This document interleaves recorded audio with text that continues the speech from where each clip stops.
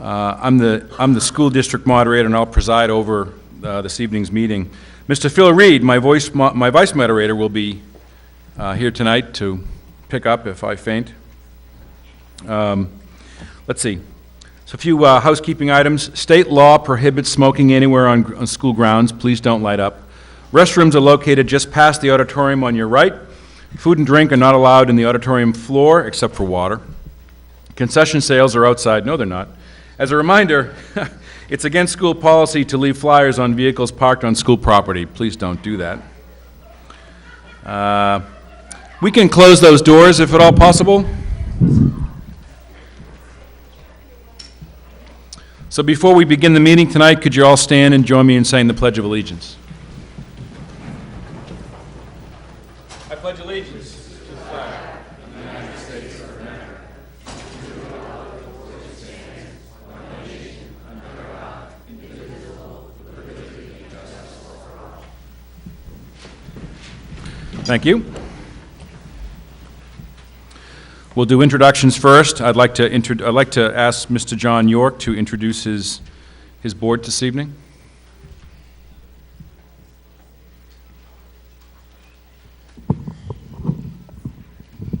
Good evening. I'm John York, Chairman of the School Board, and I have with us Michelle Flynn, who's our Secretary, Gordon Graham, our Attorney, Dr. Cochran, Superintendent, School Board members, Trish DeLeva, Derek Barker, Murray Prindle, Business Administrator Steve Martin, Dennis Miller, also School Board member, couldn't be here. In the back, I don't know if you can see them, we have Lynn Baddeley, she's our treasurer. Lori Rothaus, principal of CHS. Tom Lickletter, principal of Litchfield Middle School. Scott Thompson, principal of GMS. Kyle Hancock, director of technology. Devin Brandusky, director of special services, sitting on the school board side. Thank you. And Mr. Hart, would you introduce the budget committee? Good evening, everyone. It's John Hart, your chairman. We have Cindy Kuchar, member, George Lambert, Board of Selectmen's representative, Andrew Cutter, Bill Spencer, Chris Piscucci, and Ray Peoples, who could make it tonight, the vice chair as well. And the school board representative was Derek Barker. Thank you very much. Thank you, Mr. Hart. I'd like to go through the moderator's rules for this evening's event. My long list. Litchfield is operating under what is known as Senate Bill Number 2 procedures. This means that our function this evening is to review and discuss the warrant articles that have been presented here today and for us to vote on by official ballot on Election Day. Election Day will be on Tuesday, March 12th. Polls at Campbell High School will be open from 7 a.m. to 7 p.m. According to state law, town and school district meetings are run by the moderator's rules. This means that the moderator sets the ground rules for the meeting. However, law also allows you to overrule the moderator's rule by approving a motion to do so by simple majority vote. For this deliberative session, the moderator will read each warrant article and recognize the sponsor to speak about it. Then the moderator will open up the floor for discussion. When you come to ask a question or discussion article at any microphone here today, there are two at the front, please clearly state your name and street address so that the clerk can hear you. If a voter wishes to propose an amendment to an article, he or she must have that amendment moved and seconded before it can be discussed. If we make no amendments to these warrant articles, then they will appear on the ballot as you see them tonight. If we do make amendments to these articles, then they will appear on the ballot as amended. Amendments to warrant articles must be handed to the moderator in writing. There are index cards right on the stage here with pencils. Note that an amendment cannot change the primary subject described in the article. The maker of a motion to amend an article will have the first opportunity to speak to it. Each proposed amendment will be brought to closure before any other amendment is discussed. At the CHS auditorium, non-voters may sit in the corner to the right as you walk in the building. Up in the corner up there, all the voters, please raise your hand. And there are no voters up in that corner. Thank you very much. As you enter the building tonight, the ballot clerk gave each registered voter a sheet of yes/no ballots. Everyone's got yellow sheets, yes? Okay. These are yours to use for secret ballots. Please do not drop them on the floor or leave them behind if you leave before the close of the meeting. Just a note, if we don't use them, could you please turn them back in at the end of the meeting? Only those people who are on the checklist as qualified voters are permitted to vote to amend an article. If the moderator receives a complaint or notices any non-voter voting, then he will require that non-voter to leave the building. The moderator must conduct a secret yes/no ballot when 5 voters make a written request prior to a voice, hand, standing, or division vote on the article. And the moderator must conduct a secret yes/no ballot when 7 or more voters challenge any vote to amend an article immediately after the vote is declared by the moderator and before any other business is begun. Approval of all warrant article amendments at the deliberative session will be done by simple majority vote. A voice vote will be the primary method of voting. If the moderator cannot distinguish a clear majority with a voice vote, then a vote of standing, or better, what I'll have you do is wave your yellow sheet in the air and we'll count the yellow sheets. Active campaigning for your favorite warrant article, handouts, standing with signs and so forth, is allowed on the hall outside the building, outside the auditorium here. Active campaigning within the auditorium, other than to discuss an article when invited to do so, is prohibited. The deliberative session is a forum at which we ask questions. More importantly, it's a place for debate. Proper respect and decorum will be expected at all times. Every effort will be made to give recognition to all wishing to speak. If you want to speak, then you must come to the microphone at the front of the stage here. Board members, if you're speaking as a board member discussing an article, you may remain on stage. If you're offering your own opinion as a citizen, then please move to the floor microphones. All those who speak are to keep their remarks pertinent to the motion. No negative motions, no personal attacks, no profanity. All speakers will redirect their remarks to the moderator. When a question is asked, the moderator will call upon the appropriate person to respond to that question. The moderator will allow one follow-up question when others are waiting to speak and not allow running discussions. A motion to call the question and stop a discussion must be properly seconded before it can be considered. Voters who speak to an article may not immediately call the question in order to stop discussion about it. A motion to table an article will not be in order unless it's to table until a specific time and place before the close of this meeting. A motion to reconsider or restrict reconsideration of an article after discussion is closed will not be in order unless seconded and approved. Reconsidered articles must be discussed and closed before reaching the end of this meeting. A motion to adjourn or recess will not be accepted until our warrant articles have been discussed, and members of boards and committee members and voters will refrain from using acronyms best you can. About halfway through our meeting this evening, actually after Article 1, we'll have a short intermission just to offer some recognition that we have planned. That's my list. So the first point of order is, it is your prerogative to permit non-voters to speak at this meeting. It has been customary to allow employees, council, and non-registered residents to speak at these meetings. If you wish to continue to do so, please signify by saying aye. Aye. Those opposed say no. The ayes have it. Can we, our boxes, do we have our ballot boxes out there someplace? Darn it. Yeah, Phil, if we need ballot boxes, and maybe Frank also, can we have? Okay, here we go. Article A, this is an easy one. To elect by ballot the following school district officers. There's a school board member opening for a 3-year term and another school board member opening for a 3-year term. Any discussion on Article A? I didn't think so. Okay, you'll find that Article A on the ballot as written. Article 1, shall the Litchfield School District vote to raise and appropriate as an operating budget, not including appropriations by special warrant articles and other appropriations voted separately, the amount set forth on the budget posted with the warrant or as amended by the vote at the first session of the annual school district meeting for the purposes set forth therein, totaling $20,990,591. That's $20,990,591. Should this article be defeated, the default budget shall be $21,005,031, which is the same as last year with certain adjustments required by previous action of the Litchfield School District or by law, or the school board may hold one special meeting in accordance with RSA 40:13, Section 10 and 16 to take up the issue of a revised operating budget only. This is recommended by the school board and it's recommended by the Budget Committee. Mr. York, will you speak to the article?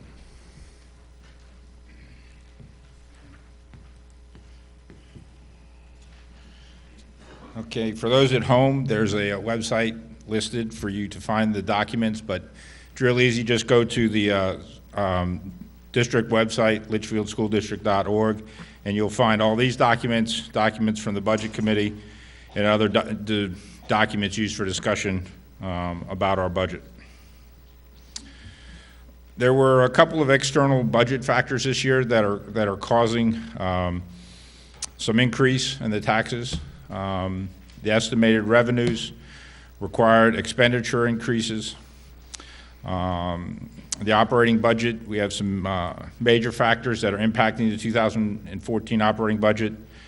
We will also show you the Budget Committee's recommended reductions and additions, an operating budget summary, operating budget by objective account summary, and operating budget by location summary. The external budget factors that are impacting the budget this year is an $811,000 reduction in local, state, and federal revenues. The other part of the budget that's being impacted is a $771,000 in required cost increase to maintain the existing level of services or increases required by law or contract. Following is a spreadsheet that shows the reduction in the revenues. The three areas, or four areas of concern we have is impact fees. We were losing $118,000 in impact fees, but that was revenue that was in the district, and that revenue is being used again this year, not as impact fees, but to offset some of the $771,000 in increases. The adequacy aid grant, at the present time, we are showing a $372,783 reduction from the in-state aid. We are also showing a $36,151 reduction in catastrophic aid. We have a $40,000 reduction in our disabilities programs, and we believe it may even be more than this, $292,494 in fund balance revenue that would be used to reduce the taxes. At the present time, we just received a report today, and the budget for this year is running on the negative balance right now of $17,000. Budget increases needed to maintain services are required by law or contract. One of the biggest increases is a retirement rate increase. That the impact to the school district was $229,591. Current year out of budget sped, IEP hires with one teacher and 8 pairs was $195,761. Common Core state standards, these are materials that we will be purchasing to implement the Common Core program, $99,336. 6 new SPED paraprofessionals needed to meet IEP requirements in 2014, $79,076. Current year, out of budget, grade 1 teacher. This was a teacher that we added into our budget of this year that wasn't funded when we did our budget, $58,143. Transportation contract rate increase, $29,538. Partial funding of 1 current SPED teacher needed for IEP requirements. This was a funding that was previously funded through federal grants, $28,396. Health insurance rate increase of $19,441. SPED transportation net rate increase of $16,721, and non-union course reimbursement of $15,000. So this is costs that the district is incurring of $771,003, and you'll see in a few slides where the actual increase of this year's budget from last year's budget is around $270,000.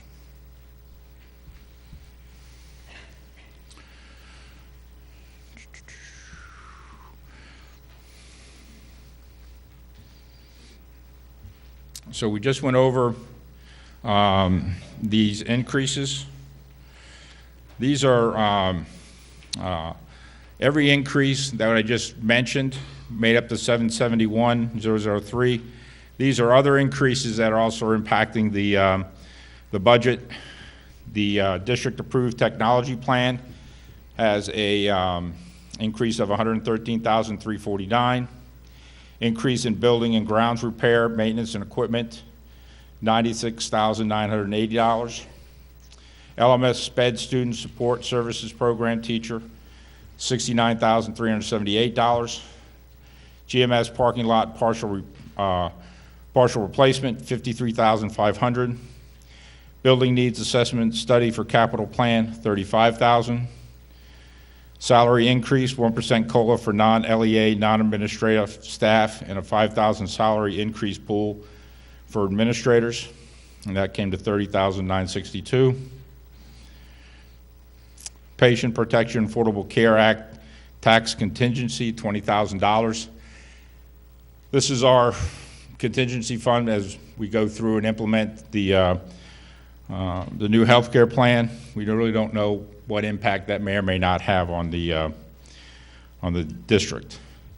SPED district-wide autism behavioral specialist, net of $71,000 savings in out-of-district tuition, $13,035, and regular substitute teacher and salaries. So this totaled $1.216207 million.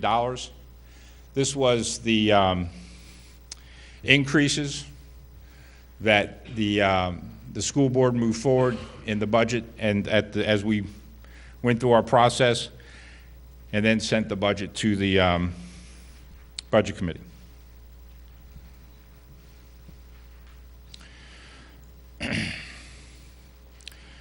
The budget committee had some recommended reductions. Their recommended reductions were $528,762. They recommended reductions of $92,500 at GMS, $20,000 at Litchfield Middle School, $80,000 at Campbell High School, $82,412 through the district special services, $42,000 reduction on technology, $3,600 reduction in curriculum, and $204,700 in district-wide benefits and salaries, of which 35,000 of that was for building needs assessment. That was a program that we're looking to undertake a study of all of the assets and the equipment that may need future repairs and stuff. Ground storage building that would have been installed here at CHS for more storage space.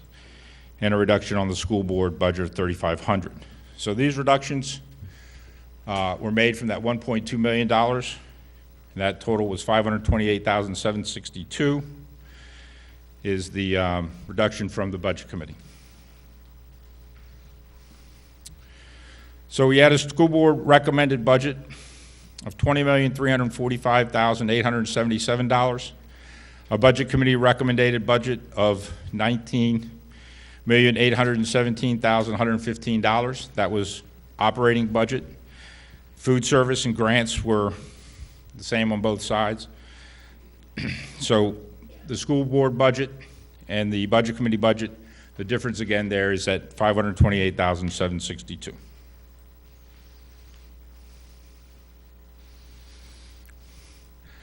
Object accounts are used to describe the services or commodities obtained as a result of a specific expenditure. As an example, an object account, 1110, is a salary account, irrespective of which function, regular education, special education, etc., the employee is located on. So here is the objective account summary for the district. It shows you the actual costs from 2011, 2012. It shows you the adopted budget for 2012, 2013. It shows you the proposed budget for 2013, 2014. It shows you where the changes have been made and the percentage of changes on the budget.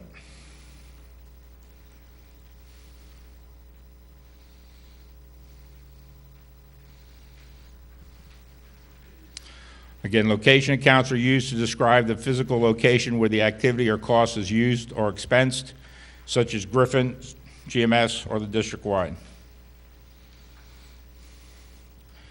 And again, this is a general fund location summary. This breaks down the budget by district-wide, school board, elementary, middle, high school, and SAU. And again, it shows you 2011, 2012 actual budget, the 2012-13 adopted budget, the proposed changes to the 2013, 2014 budget, the change, and the percentage of change.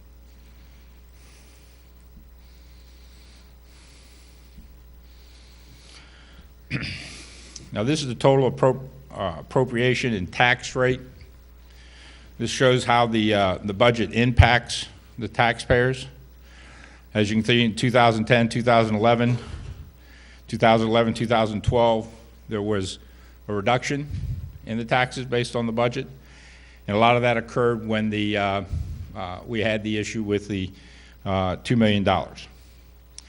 And then, as you can see, in 2012 and 2013, and 2013, 2014, that's sort of been stabled out, and the costs are being spread back out, and we are seeing some increases on the tax rate.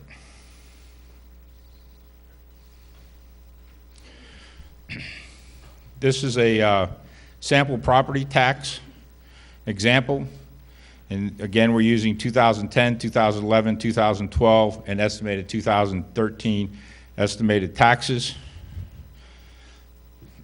On a home with this budget of $240,000, you're going to see an increase of $322 on your tax bill. And on a home valued at $320,000, you'll see an increase of around $429. All right. Any questions on Article 1? Mr. Philip Reed. Excuse me, Phil Reed, 7 Forest Lane. I took particular note of the differences on some of the special education fundings between the school board's proposal and the budget committee's recommendations. Now, I may be wrong, but it's my understanding that under federal law, if we need to incur a cost for a special ed need, we need to pay for it some way or another. And I'd like some explanation of the budget committee's differences on those. And as a second question, how near is the Fed coming to funding what they promised to fund on the special ed? Mr. York, Mr. Thank you, Mr. Reed. Just for clarification, the SPED budget was reduced in 2 ways. First was the autism position, which is a new position to this year's budget. We, the Budget Committee, recognized that was, since it was a new position, that really should go to warrant. So what we believe that we should pull that out. But we added $71,000 back in to make up for that $84,000. The second was there was a LMS psychologist? Psychologist, which was also new, that we had requested that come out of the budget. So from a SPED tuition, we really didn't make any changes. The only 2 positions were for the autism specialist and the psychologist. As far as the second question, they're not very close to funding what they're asking us to do.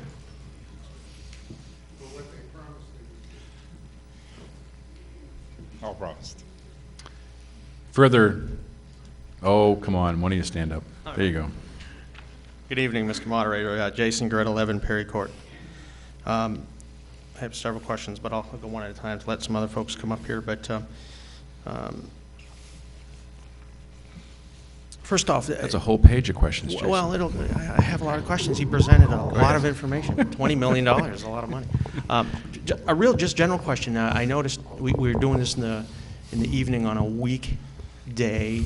Curious how we came about that decision, because it's kind of new. Is it not? Why'd we choose the weekday? It's what worked out best for us. You know, there's more people here today than there were on Saturday. Yeah, there certainly is. It's So- less than I've seen in this room before. I'm for a not school board. arguing, yeah. Agreed. Our revenue were the revenue decreases impacted by a smaller population at all? The adequacy aid, that'd be correct. Could you have chosen a reduction in services instead of a tax increase? I don't believe so. Okay. Let's see, that's Article 3. Are not some of the some of the increases you said that were legally bound, were those not directly as a result of actions by the school boards? Were some of those that are in that long list, some of those, it would appear to me, that are as a direct result of, you call them as you have no choice, but you actually voted to create those legally binding issues. So some of those are, I agree, out of your hands now, but could they not have been mitigated with different positions of the school board? What example? Okay, let's see. District approved technology plan and software support? What, no, those are, I'm talking about the legal ones. Those weren't the ones. These are the ones where we impacted. The other ones, the 771, we had no control over. These are the ones the school board had control over. Correct. Well, as an example, previously, let's say like tuition reimbursement, I guess, is one of them, right? That's something that you guys take upon yourselves. I mean, that's a quick and easy one. $15,000 on the tuition reimbursement, but that was part of contract, right? Okay, that's a benefit that's in the administrative contracts as it stands today. That you voted on. Maybe not we didn't, but it could have been somebody else's contract or something that has been existing before our days that we're agreed in the process. But that's my point. It wasn't federally mandated or state mandated. It was something the school board decided at some point. Some school board decided to do that, yes. Excellent. I'll have more. Yes, please, ma'am. Susan Seabrook, 18 It's Bear you. I Run didn't Drive. recognize you. I have a question about the autism and behavioral specialist. And I was wondering, with this potential hiring of a specialist, do we have any anticipation of how many students would be coming back into district? I know that's hard to predict. Actually, that position is not going to be filled, correct? That's still going to be outsourced. I can't hear. Yeah, that position is not in the budget committee budget. That was something that the school board wanted, and it was removed by the budget committee, and their recommendation was that we continue to maintain the one student that needs that services in and out of district placement. Okay, then I have a question for the budget committee. On what research or facts and figures did you base that on, cutting the autism specialist? And what financial gain, if any? Or savings, Sure. not gain? So, thank you, Susan. The autism, can you hear me? So the autism position was a new position. When we were faced with looking at the budget this year, you heard of all the increases, and we basically looked at all the services that we're providing and looking at ways that we can bring the budget in, because quite honestly, the budget that was presented to the budget committee would have impacted the homeowners from a $600 to a $900 increase in your taxes. So we looked at all positions within the budget that were new. The autism one, that was a service that we were already providing services for a student out of district. It was $84,000. We believe that by just putting it back into the way we're managing today and putting the $71,000 back in, there was a financial gain, certainly of $13,000, but it was a position that was not in this year's budget, and we were able to manage the students' needs from that, the out-of-district tuition. Does that help? Yeah, but is it okay if I ask one more follow-up? I guess my question is, from my memory, we have a large tuition cost for outsourcing students. Maybe I'm off base, but I thought if we have that position, we might break even or even save money on outsourcing. That's an assumption. There was no evidence that it was going to reduce tuition. If anything, it might have helped with other students, but those students were not identified as out-of-district tuitions. Your question? Just to add, for some of the Budget Committee members, we felt this was a new position, and we voted to take it out of the operating budget and suggested that it come forward as a separate warrant article. The school board did not want to do that. That's why you don't see it. Thank you.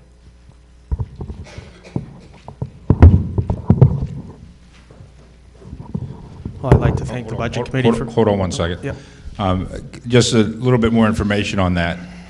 The Budget Committee was provided information that there were other students that were identified that would have benefited from this additional position, and that would have been about 20 students that would have received additional touches by an in-district employee that would have helped with their IEP. Yeah, I just want to thank the Budget Committee for following the two previous warrant articles that asked our boards to bring new positions to us. I believe I was at that meeting, and there was no guarantee that a child would be returning to district to offset those costs. So while there was one identified that could possibly use those services, there was no guarantee that, say, the parents would allow the child back in our district anyway. Quick question. It says salary increases 1% COLA for non-LEA, non-administrator staff, and $5,000 salary increase pool for administrators.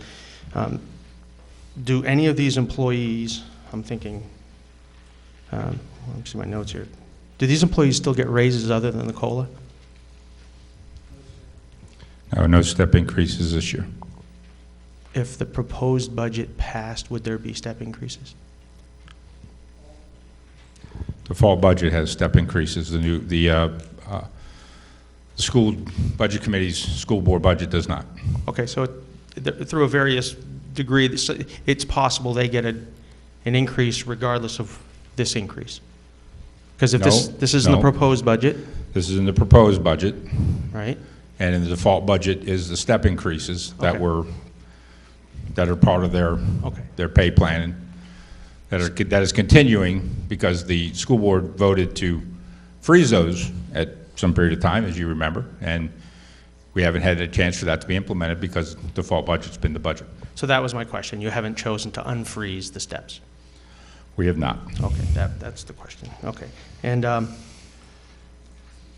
Common Core standards.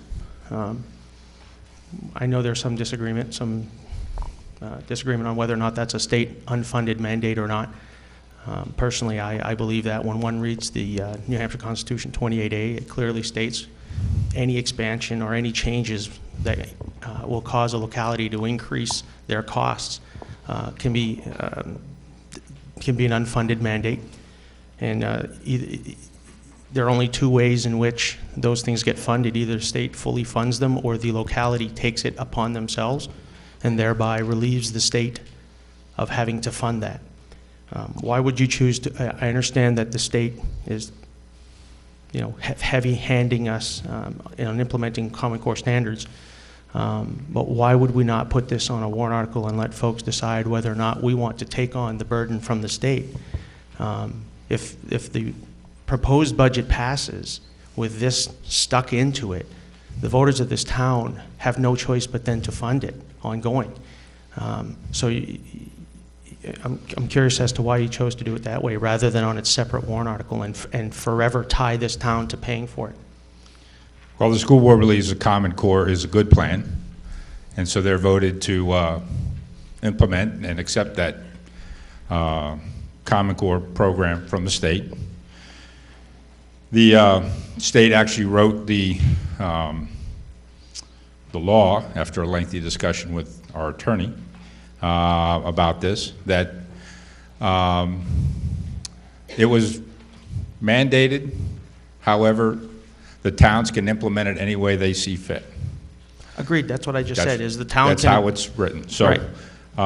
The town has elected, as a school board, to move forward with Common Core standards, and to do that, We need the materials. Could they have voted not to? I guess they could have. Can I ask? I don't know what Common Core standards are. Could you just elaborate quickly on what those are? Dr. Cochran, do you want to elaborate on that?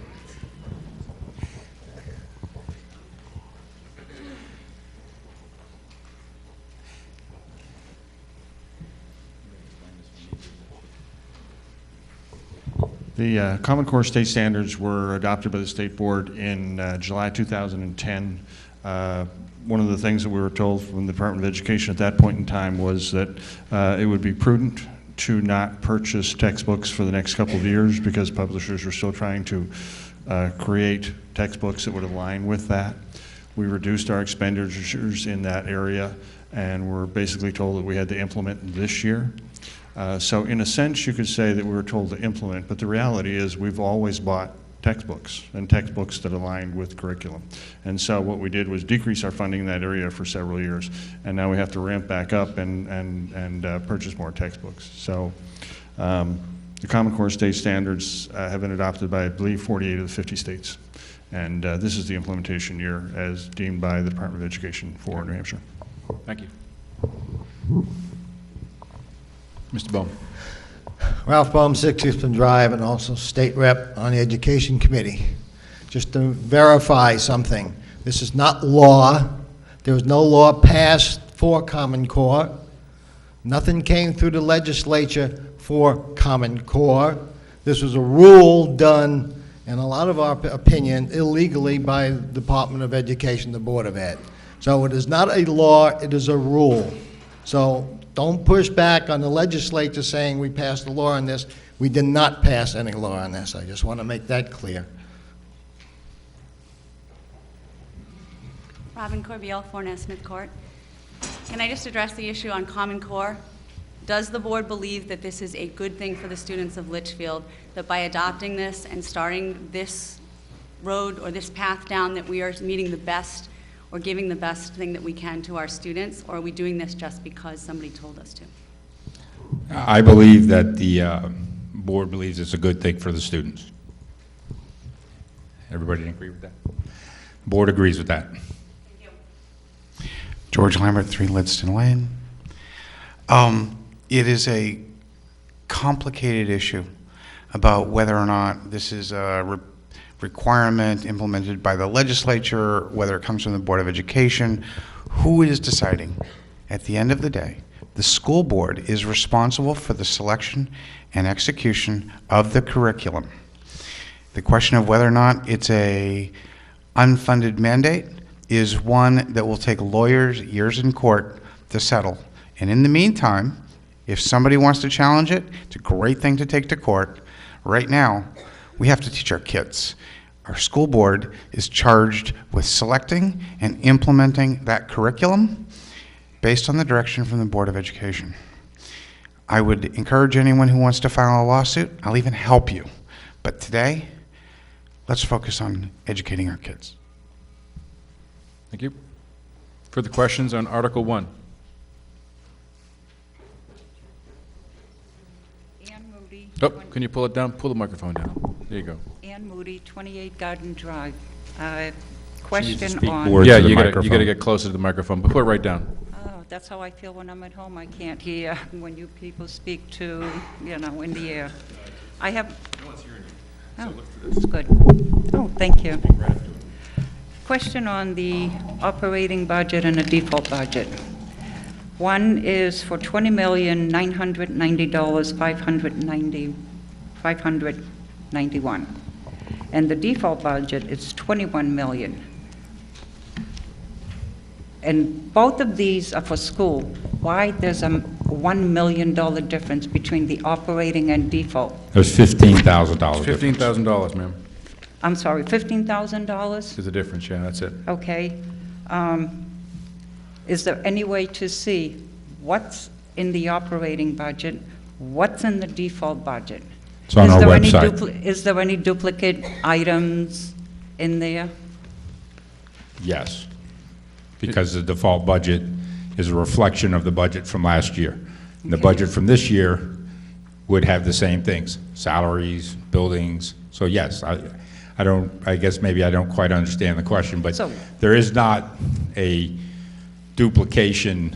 So if one fails, the items are in, let's say, in the operating budget. Say, we will not vote for the 21 million, because, well, I'm looking at it, well, it's 20 million, the operating budget. Why should I vote for 21 when I could go for 20 million? Okay, the So difference there is between items in there the difference duplicate. between the two budgets is $15,000, not $1 million. I'm sorry. $15,000. It's $20,990,000 and $21,005,000. Difference is $15,000. There's no substantial difference between the two budgets. Okay, so if one fails, so some of the items are in the default budget. It's essentially the same budget, am I Same right? budget, well, correct. But there is duplicate. I'm not going to answer that question because I'll Okay. get in trouble. But Yep. in the grand scheme, yes. However, there are some things Okay, that fine. aren't the same. Yep. Okay, thank you. Good.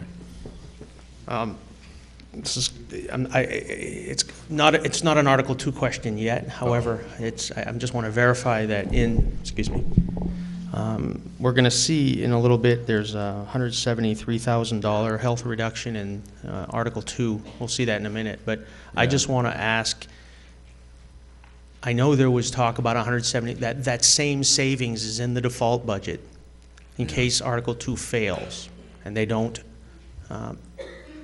No, I don't believe that's true. All right, so if well, we'll discuss it at Article 2. Yeah, we can't do that All right, now. so are there any items in the proposed budget that were reduced due to better pricing or no longer needed, et cetera?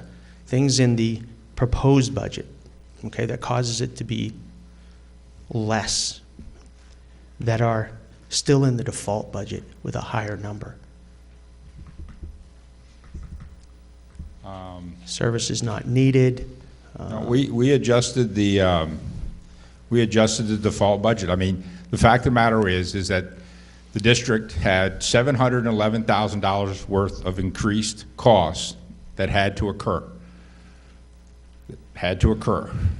So that gets put into the default budget because it's costs that has to occur. Okay, then we had our and we've added $270,000, I believe, from the budget from last year to this year to that. So when you're going to have a difference just because the default budget's going to incur and have that $711,000 in it. Yeah, that wasn't my question. Mr. Martin may have the answer. Are there items in the proposed budget that are less than last year or no longer exist that are still in the default budget? No, I don't believe so.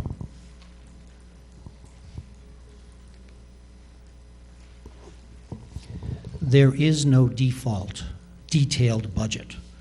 The default budget is a mechanism to get to a bottom line number. So you cannot go line item by line item to see what items. So the default budget was budgeted as same as last year. Did not look at every detailed line item. I understand that, Mr. Martin. That The wasn't major ones, which you're well aware of, that we do look at, okay, some of them were cut. For instance, out-of-district tuition, the default budget was reduced. But there is no detail for a default budget. It's a understand. calculation. I'm looking for the proposed budget, though. So are there items in the proposed budget that are less than last year? Yes, Okay. many. And do they still exist in the bottom line of the default budget? No. Because the default budget is whatever was budgeted last year. You do not go line item by line item with the default budget. It's the same as last year unless certain things happen. And that's, I guess, Mr. Martin, that's what I'm asking, and I don't know. So is there a line item in the default budget that's not in the school board's proposed budget somewhere? Absolutely. Because it's the same as last year, which is the law. No, I understand. And the law allows for default budget calculations to go down as well as up as needed, correct? Yes, but you don't do it line item by line item.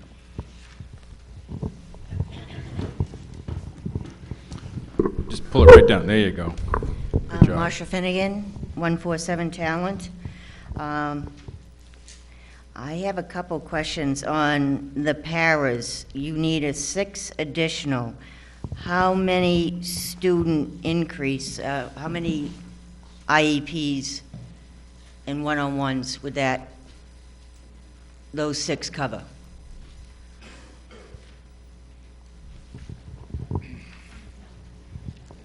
At least 6.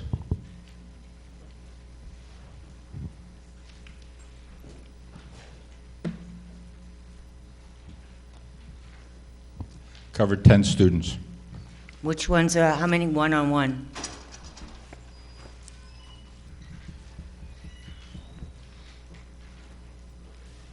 Four. And how many paras in each school for this increase, for the 3 schools?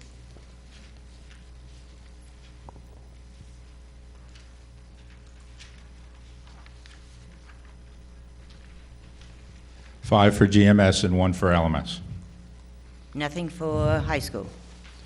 5 for GMS, 1 for LMS. Okay, so there's no one-on-one students in the high school, or are we There could- accommodating them now? There could be, but there wasn't one where we needed to add another pair. Okay, and one other thing, this is probably, I get this from reading the thumbs up and thumbs down.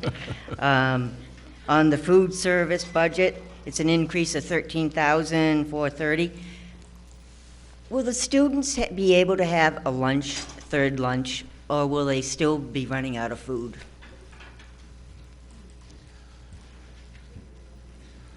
I don't know if that pertains to this question, but It's part I of don't article. believe the kids are running out of food.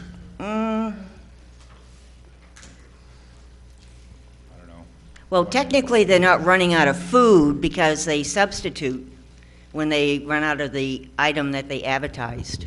I hopefully believe that problem has been resolved. The federal government, U.S. Department of Agriculture, implemented new guidelines, okay? And in the case of a lot of our students, significantly reduced the portion size. In the beginning of the year, we had a serious problem because a lot of students didn't feel like it was enough, so they were buying 2 lunches. So by trial and error, they're now, I believe the problem has been solved. But the problem was directly related to new guidelines by the feds. How can we find out if the problem's been solved? I have not heard a complaint. Do you keep a count of how many lunches that were advertised?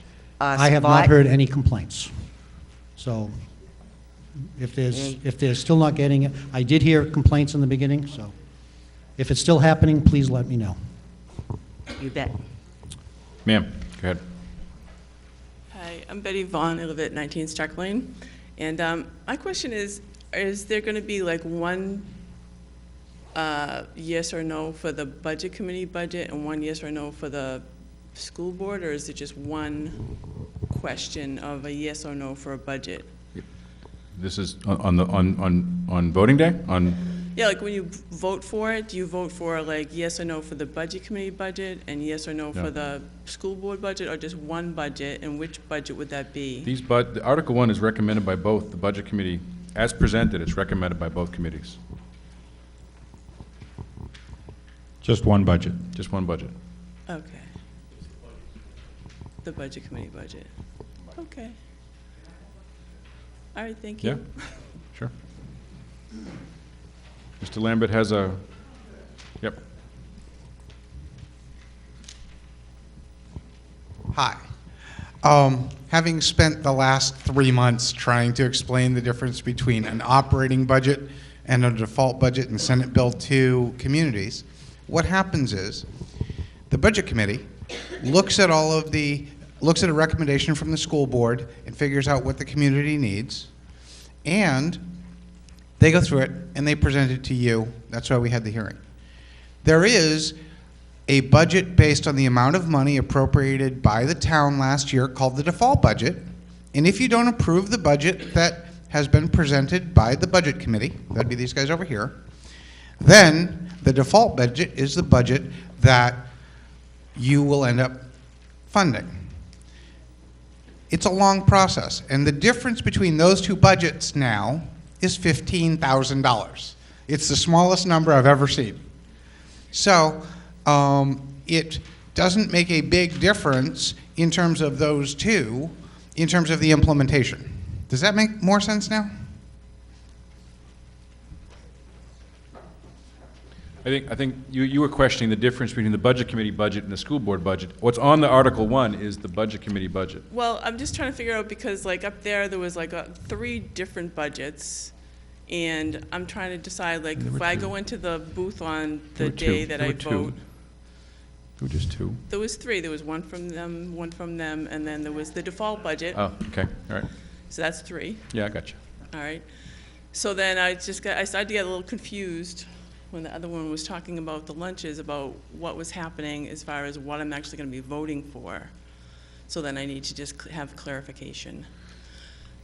Because it seems like, you know, we probably need to try to persuade people to pass the budget with the most money. And so how do we do that? Because there seems to be, you know, an issue of like the taxes being raised is going to be a problem. So if we could find a way to persuade people how important it is to have the most money for the children, then that would be good.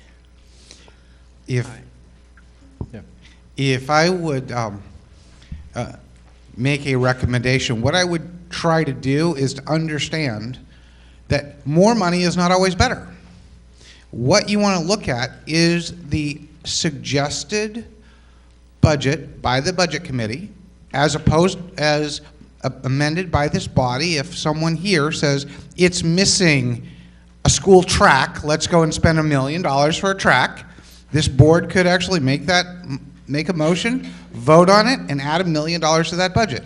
That doesn't make it a better budget. It just means that that's the budget that this body gets to select. Yeah. But what I think is that in this particular case, that more money would be better, because it seems like you guys have really looked at this long and hard. There is a lack of money, and yet, so the money needs to be spent well, right? Needs to be spent well. And I feel like these guys have done a great job trying to figure that out, and that's hard. But at the same time, I feel like there's sort of a deficit in some of the things that, you know, we could actually need for the town. So I'm just saying that in this particular case, it might be that the more money we spend, it might actually be the better choice to make in this particular time.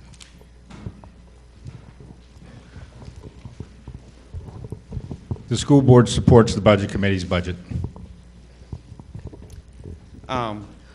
Personally, I don't disagree with you. I would like to see more money in the budget, in both the salaries line and the technology line. But practically speaking, last year's budget failed for like $100,000, I think. It's the school board's belief that with the Budget Committee and the school board supporting the operating budget and the teacher's contract, that the best chance for passing both of those is to go with what we have right now, if that makes sense.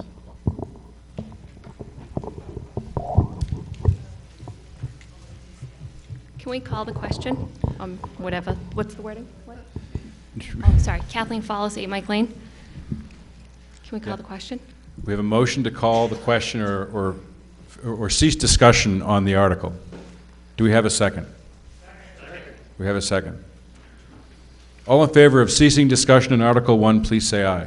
Aye. Those opposed say no. The ayes have it. Article 1 will be presented on the ballot as written. Article 2. Actually, we're not talking article. We have a seventh inning stretch really early in the program today. Go ahead, Mr. York. Thank you.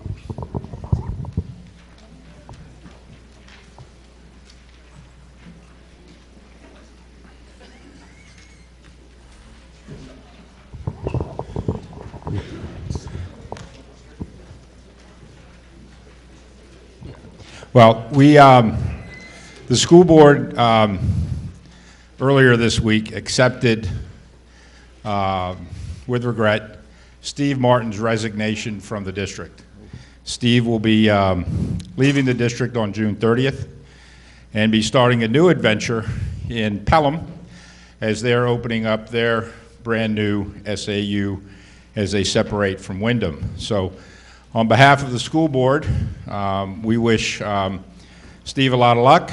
He has been a source of a lot of information for myself and for the school board the last 3 years I've been on the board, and I believe the district will miss his experience. I'd just like to add my congratulations to Steve. I know it's been a difficult decision. I know your love of startups and going to Pelham and reuniting with Amanda and setting up a new system is like puzzle solving, and I know you like puzzles. We'll miss you, and I'd just like to thank you for your time and congratulations. Thank you very much, Steve.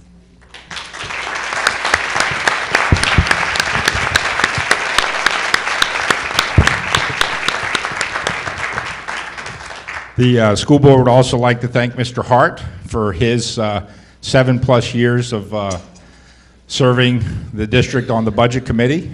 I think the last 3 have been as chair, or maybe 4, but he's been a very kept the budget committee on focus, at least on the years that I've dealt with the budget committee. So the school board would also like to thank John Hart for his service.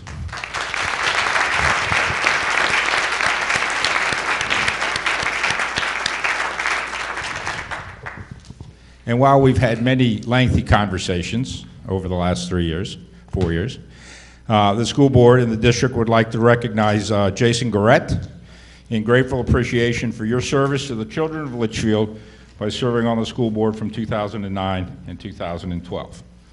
Jason?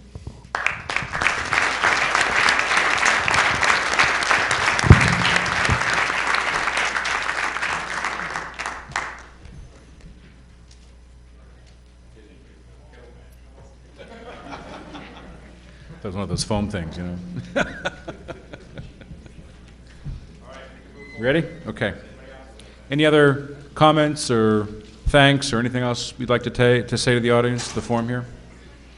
No? Okay. We're going to go right into Article 2. Article 2, shall the Litchfield School District vote to approve the cost items included in the collective bargaining agreement reached between the Litchfield School District and the Litchfield Education Association, which calls for the following increases in salaries and benefits. For year 2013-14, the estimated increase is $110,329. For the year 2014-2015, the increase is $162,856. And further to raise and appropriate the sum of $110,329 for the 2013-2014 fiscal year, such sum representing the additional cost attributable to the increase in salaries and benefits required by the new agreement over those that would be paid at current staffing levels over the amount paid in the prior fiscal year.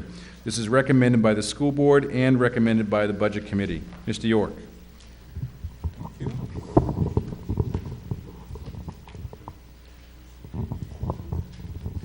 So the Litchfield School Board and Litchfield Education Association spent the fall working on a new agreement. And in December of this year, the LEA accepted the agreement, and shortly thereafter, the school board also accepted the agreement. The school board's objectives as we went into negotiations were to reduce health insurance costs to the district, maintain competitive salaries for our teachers, have a contract in place for our teachers, and try to make the new contract affordable to the taxpayers. A summary of the compensation on the contract: there are no COLA adjustments in either year. In year one, each step and grade salary increase to the salary from the next step. An example would be if you had 5 steps, 1, 2, 3, 4, 5, step 1 is going to disappear, step 2 would become step 1, and anybody at those steps would move accordingly. So basically what we've done is moved up the starting salaries in the district and also increased the level where the teachers are at presently with no step increase. In the following year, we will have a step increase in year 2. And those will range in an increase of 2.68% to 4.29%, depending on where you fall on the step range. For the teachers at the top of the steps, and I believe that number's around 40% of our teachers, they will receive a $300 increase in longevity adjustment in year 2. And there were changes made to the co-curricular and athletic stipends that we agreed on over 2 years ago that are also part of the new contract. We will have lower cost health insurance plan. The new health care provider will be a provider called School Care. The School Care Open Access Plus includes deductibles and out-of-pocket maximums, and there will also be a School Care HMO. Pharmaceutical co-pays are increasing to $10, $30, and $65. The employee cost share for School Care HMO will increase to 17% from the current 15%. And if you decide to take the School Care Open Access Plus, that will also be 15%. The first year savings to the district, we believe, will be at a minimum $173,019. And that's based on everybody taking which plan? Everybody taking the HMO plan. We do believe there'll be a balance between the two plans, and when that occurs, there will be more savings to the district with the Open Access Plus. We will not know that until people have signed up for the new plan. If the contract is approved and the new plan is rolled out later on this year.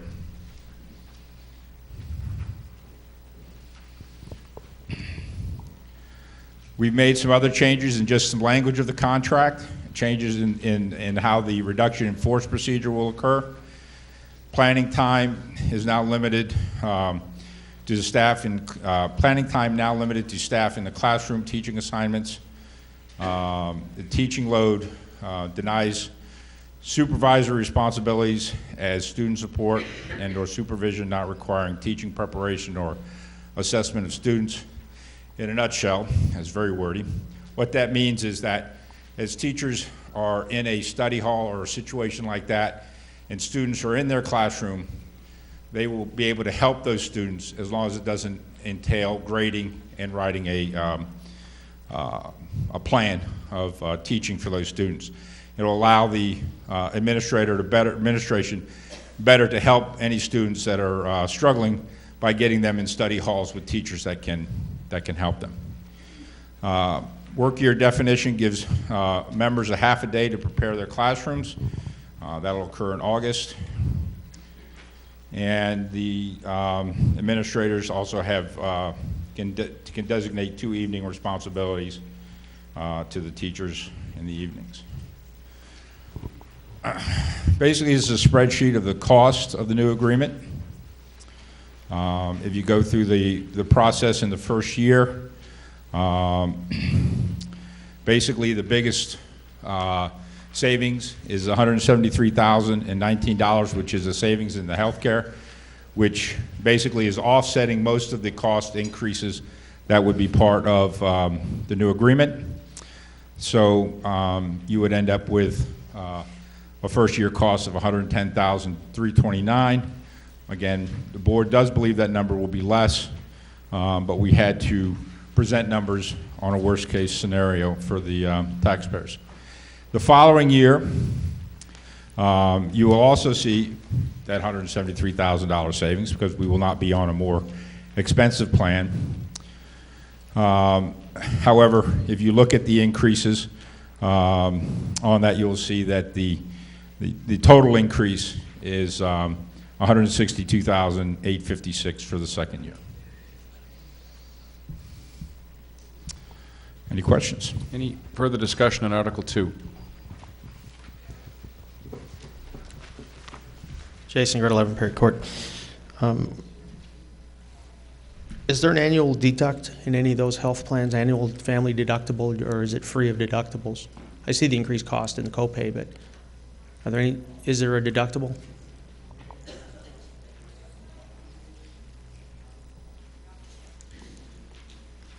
HMO does not, but the open access does. How much? Where's Deb when we need her? I mean, I pay $4,000 a year. I was just kind of curious, trying to measure it. I don't know what that number is. Deb, do you know that number? Deb? No.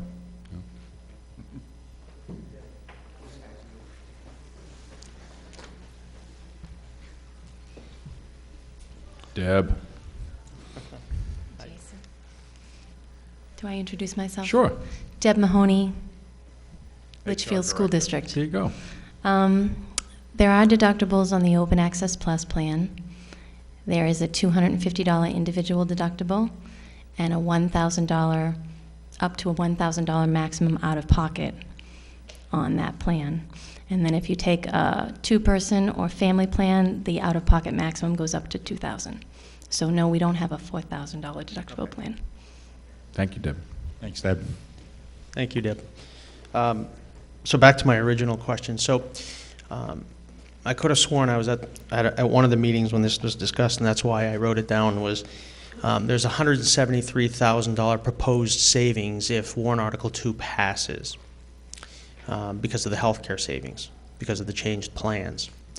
If that fails, where do you propose to get the $173,000 to make up in the budgets?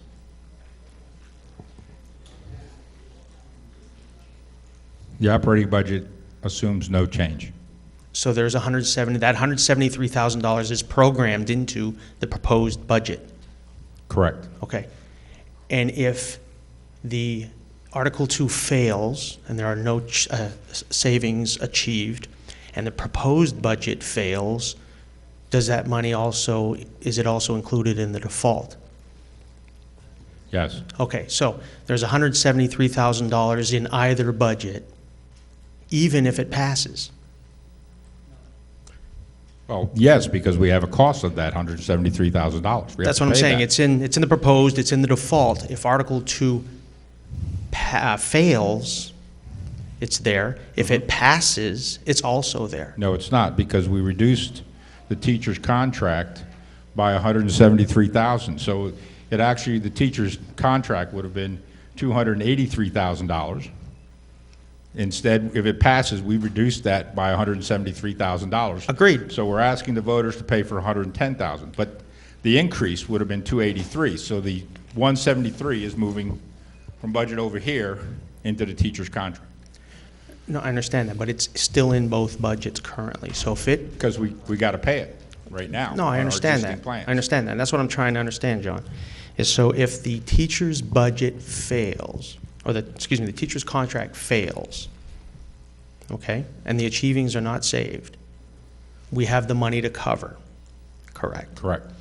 If the teacher's contract passes, okay, and we achieve those savings, the budget is still grossly appropriated to cover that $173,000. Correct, because that $173,000 is being used in the teacher's contract, because the teacher's contract is a $283,000 value. Well, where's so it coming we're out asking of? we're asking them to fund 110. Where's that money coming out of? What, I mean, out of the contract? You say it comes out of the contract. Well, it's in benefits, I believe, is where the savings is. The $173,000 is in benefit savings. On the present benefit, when the present health care plan that we have, when we make the switch from what we have today to this new school care, if this plan, say, we will have $173 savings in the benefits. Agreed. So it'll move from benefits to salaries. So you're going to move the $173,000 to salaries? Yeah, because right now it's sitting in benefits. No, I understand that. I think I just want to make the point clear. The $173,000 is in both budgets, regardless. Yes, because we have to pay it. No, I whether understand. default or the regular budget Understood. pays. Understood. Thank you. Ms. Finnegan? Finnegan, 147 Talent. Can you tell me the average salary of a teacher in Litchfield? Not today as of right this minute, but I believe it was around 53,000 and $53,100. I'd say that's pretty good. Wish I made that money. Yeah. That's just salary. Now, it's, Or is that salary? when Jason was talking about that 173,000, it's to the teacher's advantage then for us to, as voters, to say no. Is that correct? No. I thought the 173 then would be put back in. They could either get it as a salary, or they can give it to the healthcare companies. It's going to somebody. We would much rather it go to the teachers. The $173,000 is going to be spent. Right. We're either going to give it to a health insurance company, Mhm. or we're going to give it to the teachers. Well, I Our would imagine recommendation the is we give it teachers to would the rather have teachers. it. So there's no way, you don't know where that 173 would go? It's going to go to the health insurance companies. Okay, so the teachers don't get a raise in. If the contract doesn't pass, And there's one other thing, and I don't know if I read it right, when you had all that writing up there. Teachers only have to work a half day. Did I read that correctly? No. set up their classroom, they get a half a day. So they only work in the high school 2 periods? Okay, this is before school starts. We've given the teachers a half a day before school begins in August to come in and set up their classrooms. Okay, thank you. Mrs. Seabrook.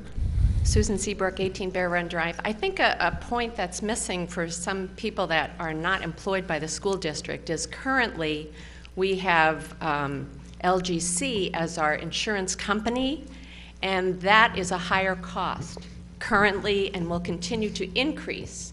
So the teacher's contract has adopted a new health care plan that would reduce health care costs for the employees. And the district. I think hopefully may clear this up. The contract we're voting on shows an increase of 110,000. That is the net, correct? Correct. Follow up, I'm Net. so sorry. I said it would be decreasing the cost to the employees. It would not. It would increase our personal cost and decrease the district cost. Is that correct?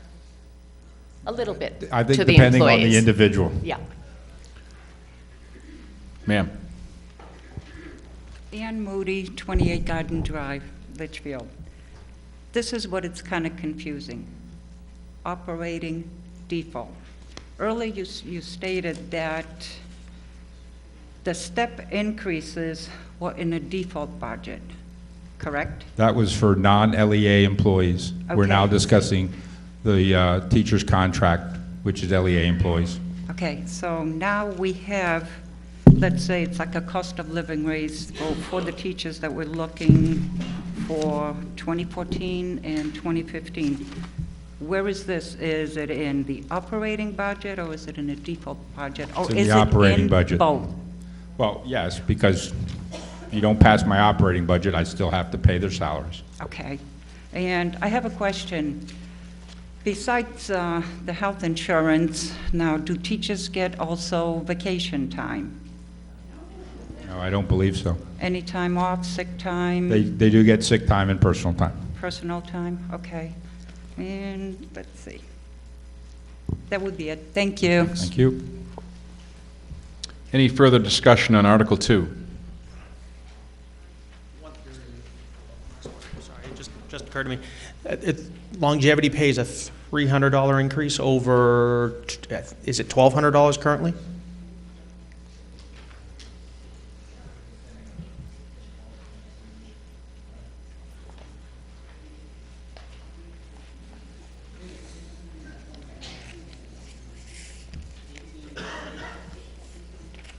Okay, it's going to 15 years and 28, 1,500?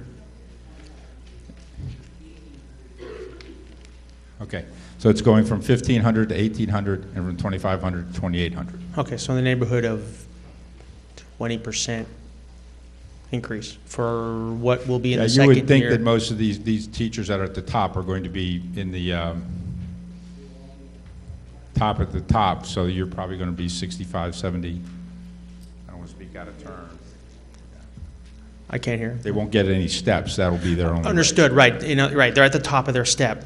Correct. And so they're going to make, so at that point, they're going to get a longevity bonus of 12 or 15 currently, which would go to 15 or 1,800 in the proposal. And I think I saw in the second year, 44% of our staff will be at the top of their scale. So approximately half of our folks will be getting an approximate 20% increase. 44%. That's what I said, a 20% increase in the longevity pay. Right. Yeah. I thought. But, no, it's not. No, I understood. Not in their pay, in their longevity pay. Yeah. Correct? In the longevity payment. In their longevity bonus. But again, these are the teachers that are at the top. These are our best. Agreed. Our best teachers. They've been here the longest. They are providing the Not leadership arguing. that we're looking for in our classrooms. Not going to argue that. I just want to make sure I had the figures right. It's $300 on $1,200. Okay, thank you. Okay. I'm getting over here that's about a 0.5% increase on their wages. I wasn't arguing that. I was saying that it was about a 20% increase on the longevity pay only. Okay. Any further discussion on Article 2? Hearing none, you'll find Article 2 on the ballot as written. Article 3, shall the Litchfield School District vote to authorize indefinitely until rescinded the retention of year-end unassigned general funds in an amount not to exceed in any fiscal year 2.5% of the current fiscal year's net assessment for the purpose of having funds on hand to use as a revenue source for emergency expenditures and over-expenditures under RSA 32:11, or to be used as a revenue source to reduce the tax rate, all in accordance with RSA 198:4-B, Section 2. This is recommended by the school board and recommended by the Budget Committee. Mr. York. I'd like to defer to the microphone on the floor. Are you speaking as a board member? No, as a citizen. I'd like to make a motion to close Articles 1 and 2 for reconsideration. Oh, okay. We have a motion to close Article 1 and 2 for reconsideration. Do we have a second? All in favor say aye. Aye. Those opposed say no. The ayes have it. 1 and 2 are closed. Article 3. Okay. Further discussion, Article 3. Mr. York. Thank you. Article 3, this is a very interesting article. However, basically what we're asking the voters to do is to allow the district to create a fund balance that is 2.5% at a max of the amount of money that is left at the end of the year based on certain criteria. So basically, the 2.5% of that year's net assessment will be based on the net assessment as voted by appropriations MS-22, less estimated revenues, less the state adequacy education grant. An authorization for the retention remains unless it is rescinded by the voters. The retained fund balance can only be used for managing the tax rate impact from year to year. So the school board can adjust the percentage retained between 0% and 2.5% in order to reduce the amount needed to be added to that year's tax rate. A source of revenue in the event of an emergency expenditure request. So basically, how this money, if it is appropriated, is the school board would have to deem that there is an emergency and make a vote on that. They would then pass to the Budget Committee an explanation of that emergency and explain how they don't have any monies in their present budget to be able to cover that emergency cost. The Budget Committee has to approve that expenditure, at which point in time it then is sent to the New Hampshire Department of Education Commissioner to a review, and that individual must approve the expenditure. So it's not a fund that the school board has any real access to other than it's there in the case of emergency, or if there's money there and the school board elects to lower their percentage for the next year, the monies can go back to the town to offset any increase in taxes. Each year, only up to 2.5% of the net assessed value can be retained if there is any available year-end unassigned fund balance. So basically, if we end the year at $0, so as much money we got in, we spent, there can be no 2.5% or whatever that percentage may be. An example would be the 2012 tax rate based on the fiscal year 2012-2013 school budget. The net assessment for the year was $12,252,646. 2.5% of the net assessment is $306,316. For 2012, the year-end unassigned fund balance was $392,494. Now, this is previous years. But the maximum amount that could have been retained into this account would have been $306,316. So $86,000 would have gone back to the taxpayers. And based on 2013 tax rate, again, the net assessment for the year is $12,500,000. 2.5% of that the net assessment is $312,500. If we're able to get to the year-end unassigned fund balance of $100,000, that would mean that that fund would have $100,000 in it if the school board elected to put those funds in there.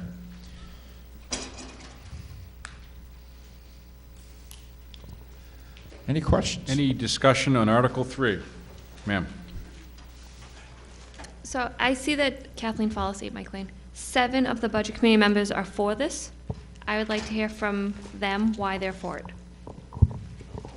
Sorry, could I start first, because I was the guy against it? I already guessed that. Well, so how are you going to answer that question? She's asked for the Budget Committee Okay, for. I can go?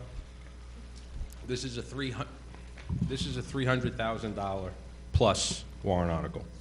I voted to not recommend this article because of its excessive cost and impact to the taxpayers.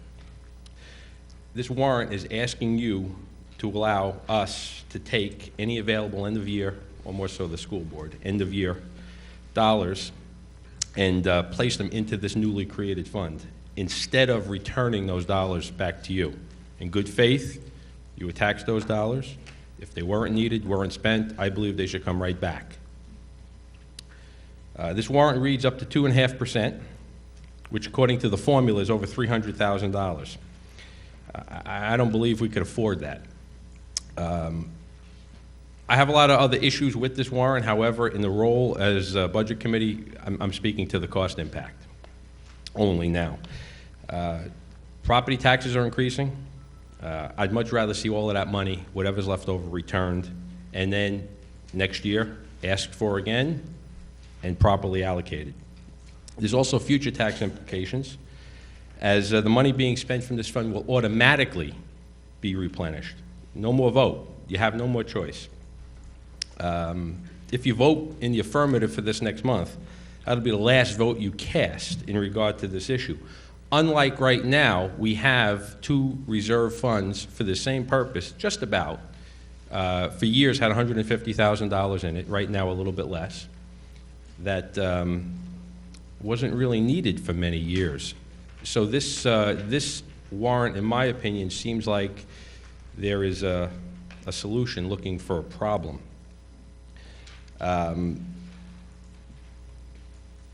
This money, there are also other ways, which I believe, and we could discuss it, where money could come out of this fund and then also be automatically replenished. But to me, it gets back to I would rather have the choice to put money into this fund, just like we did with the SPED reserve and the capital reserve, go out to the voters every year, and every year was asked, it was replenished or increased. So the system we have is working. This one, I just voted to not recommend for those few reasons. Thank you. Yeah, I'd like to ask the Budget Committee to speak why they were in favor of this. Well, there you go. That's her question. I want to make sure that question gets answered, too. the same question. Thank you, everyone. So the Budget Committee did recommend this article for the simple reason that what you have to understand is if there's ever an emergency at the school where a boiler breaks or if you have a furnace issue, those monies are typically not fully funded in the operating budget. We put money in the budget every year to take care of the care and feed of the school system, the school's infrastructure. But if there's a major situation that requires more money that's in there, then that money needs to come out of the school's operating budget. So you're going to be taking money away from your supplies account, you're going to be taking it away from your maintenance account, you're going to be taking money away from textbooks. So by having this fund basically allows the school system to have a reserve on the side that if there ever is a dramatic infrastructure problem at the school, they can go to this fund versus having to take it from the operating budget. And that's why we had voted, we felt that that was a good idea, and that's why we voted in favor of it. Thank you.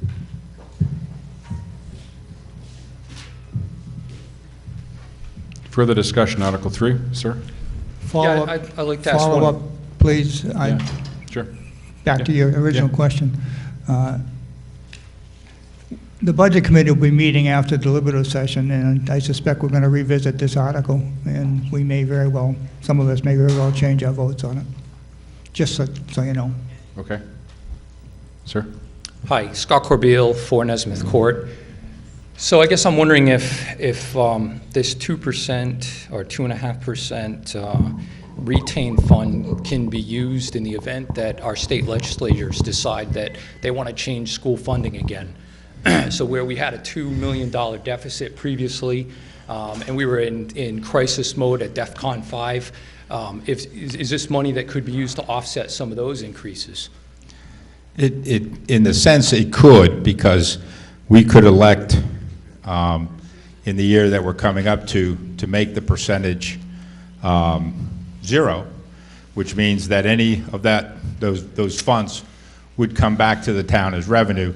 A prime example would be this year. So if we had the $306,000 in the account this year, we could have elected to have 0%, and that $306,000 could go on in to offset the $811,000 in lost revenue that we would have incurred.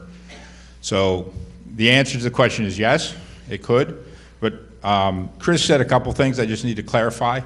He talked about 2 accounts that he thought had $150,000 each. First of all, there was I think it's a construction, what's the capital reserve had about $52,000 in it. It now has $700 in it because we needed $50,000 of it to repair LMS fire systems so that the kids can continue to go to school there this year. The SPED trust fund had about $105,000 on it. At the end of this year, it'll be gone because of all the additional monies that we've had to spend to add pairs for IEPs and stuff. So the school board elected not to refill those trusts this year because we believe this is a better plan and a better process for the simple reason that it removes from the school board the spending process. It puts it in the hands of the Budget Committee, because if you can't get them to agree, it doesn't go anywhere. It just doesn't happen. So we believe that the Budget Committee could be convinced or not, and the poor school board wouldn't be blamed for it. You know, that's exactly what it was. So we think for that reason alone, it's a good plan. I'll refer to Lynn. Oh, no, pardon me. Thank you, Mr. Bohm. My name is Lynn Elber. I live at 3 Heritage Circle, Hudson, New Hampshire. I was a Litchfield state rep. I am one of the co-sponsors of this bill, which passed last year. So let me tell you a little bit about it. For decades, the town has been able to retain a surplus from the money that's been appropriated but not spent. And you see the Honorable Mr. Graham shaking his head yes, because he's an attorney, he knows that happens.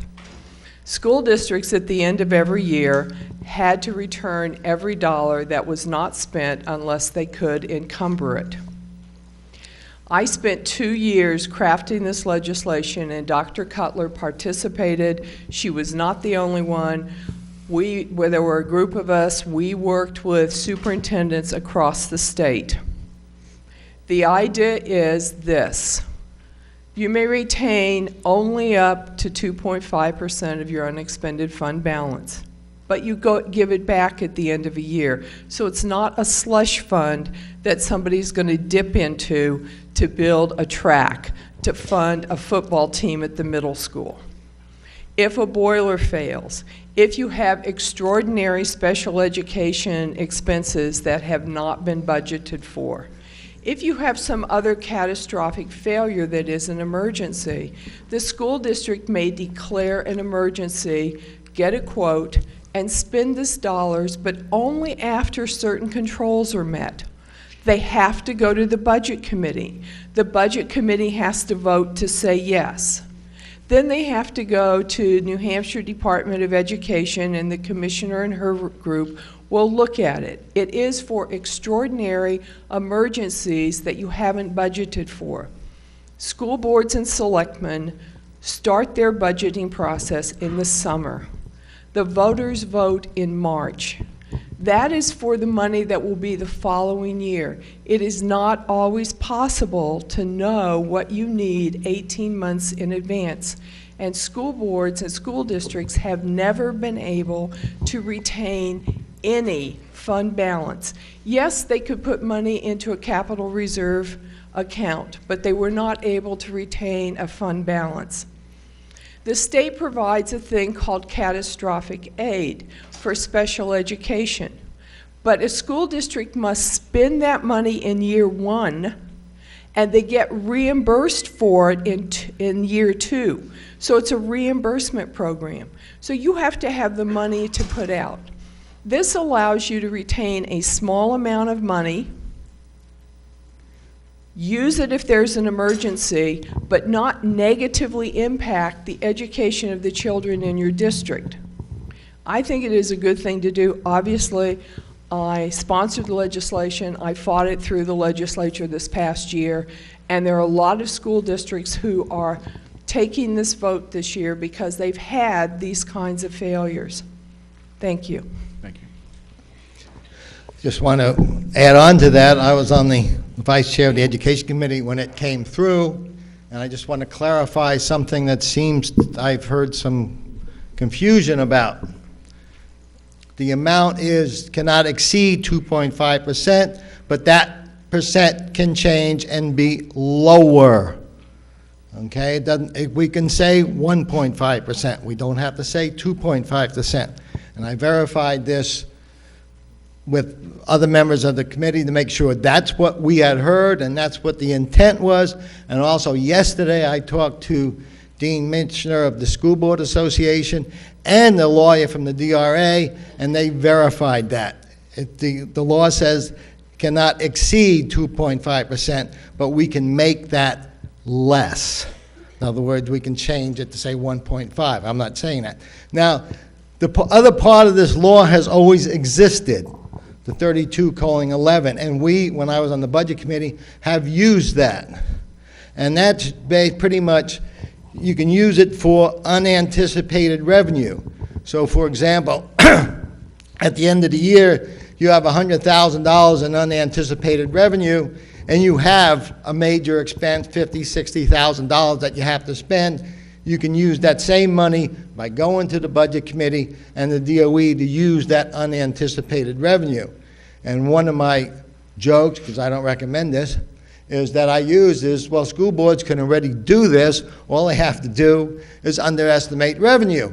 But that's not fair. We shouldn't do that. But I just want to clear that up. So we can do less, and I don't think we've ever needed it for the 30-some years I've been in town. I know we've had a couple of cases and that we've had, the school board did go to the Budget Committee to use a percent of the unanticipated revenue, which is the same thing this does. So I just wanted to clear up some stuff. Thank you. Bill Spencer, Cranberry Lane. This school year has been like a perfect storm.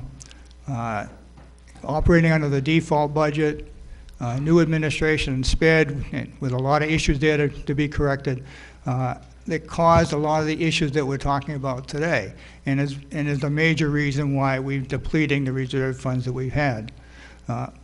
Prior to this year, maybe I don't go back as far as Ralph does, but I can't recall a situation or a school year where we had an issue where we couldn't handle it within the operating budget itself without having to fall back on reserve funds or to set aside the funds we're talking about today. I understand the rationale that Mr. Ober explained it to us, but to be truthful, in the case of Litchfield, I really think this is a solution looking for a problem. Sir. Mike DeMarco, Colby Road, Litchfield. I definitely don't go back as long as him or him. Not many of us do. My question would be, we're looking to take $300 of excess money that's left over at the end of the year.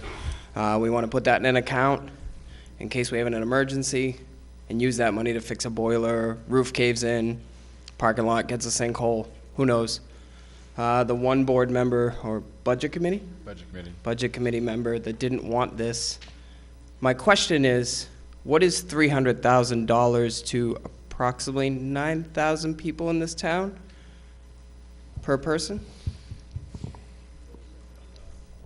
I did a little quick math. I think it's 64 cents a week.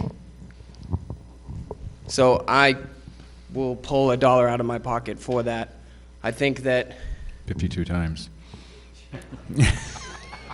not a problem. I run a small business, so I just deal in a few less zeros than you folks. And we have reserve money in case the oven breaks or the roof caves in or whatever it may be. So I myself am for it. I think it's a good idea. Thank you, sir. I understand completely where you're coming from. It's not the matter of $1 or 64 cents. If it's absolutely necessary, it should be done. My point is it's not necessary and we already have something in place. In other words, as Mr. Spencer said, this year was a perfect storm. It's very rare that happened. I am aware that the $50,000 that was sitting in that capital reserve for many years was used this year, and that's only because the proposed budget failed last year, because that LMS fire panel was in last year's budget. It was recommended by both the school board and the budget committee and was in the proposed budget. So anybody that's been through these deliberatives can say, because of the circumstances involved, we were stuck with the default budget last year, so we did not get that GMS fire panel, or LMS fire panel, but we should have. And we did, and that money was depleted. And I could guarantee you that if the school board brought a warrant this year to replenish that $50,000 reserve account, in our case for an LMS panel, a boiler, or oven, or whatever, that the budget committee would have absolutely recommended, I believe, and I can't speak for them, recommended to vote that in, and it would have been replenished. As for the $100,000 that is in the SPED account that's been there for many years, it actually started with 50 and it was up to 100. Again, it was asked of the voters, and the voters said, absolutely, it's a good idea. It's not spent yet, and it may not have to. There might be a difference of opinion, but we're not at that point yet, but it is still there. But again, the perfect storm and the issues we've had with special education in this town is why it may need to be spent, and maybe so. But again, if that money was asked in a warrant to be replaced and replenished, that $100,000, I'm sure, would go right in there.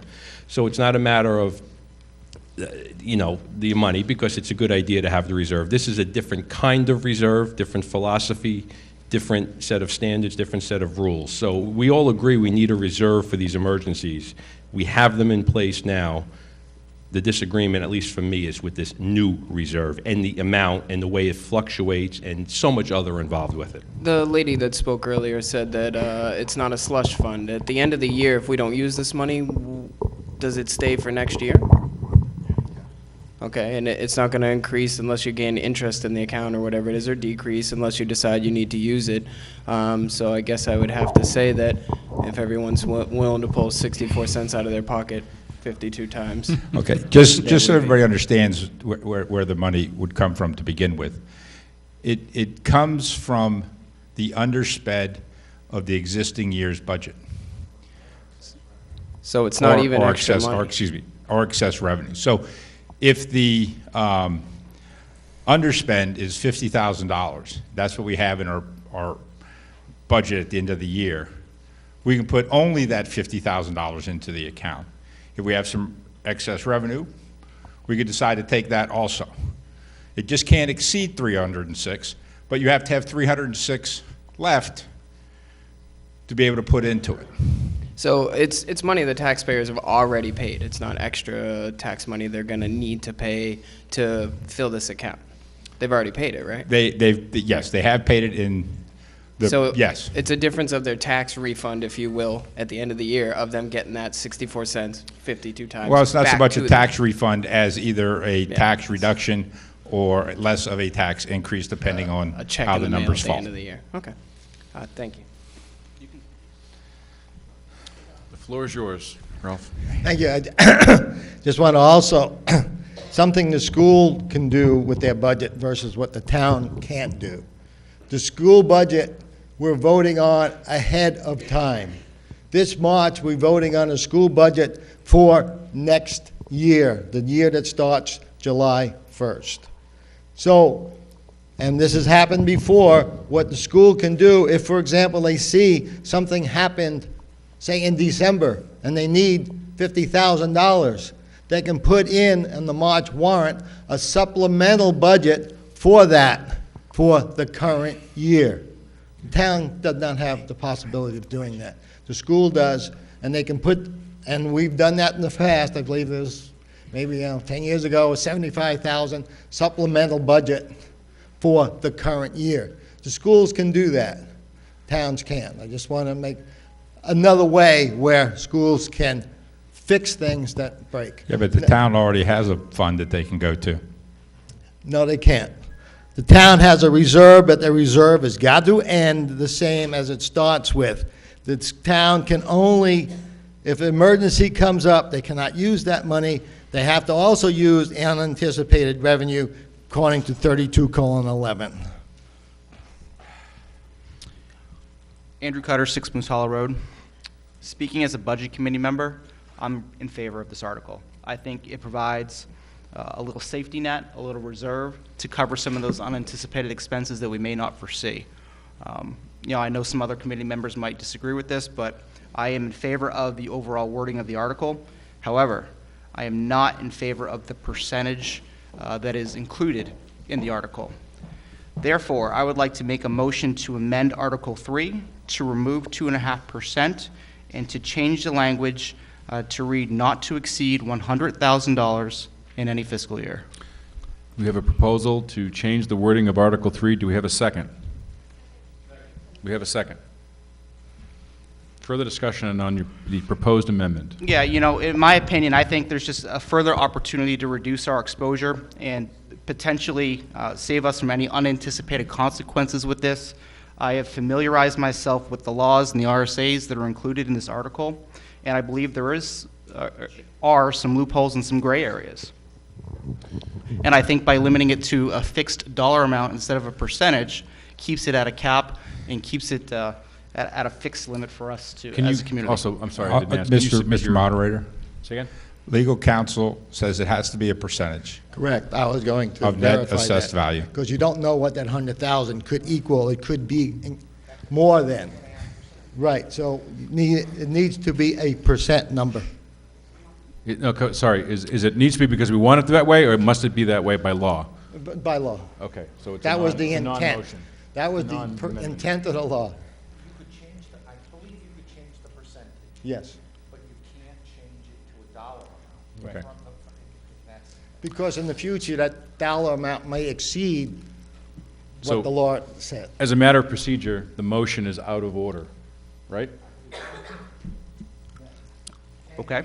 So the motion's out of order because you cannot use a dollar amount in this particular kind of article. My interpretation is a little bit different than that, and I've also spoke to council about it, but that's okay. I would like to make another motion then, Sure. if I may, to change it from 2.5% to read not to exceed 1% in any fiscal year. Do we have a second? We have a second. Can I have it in writing, sir?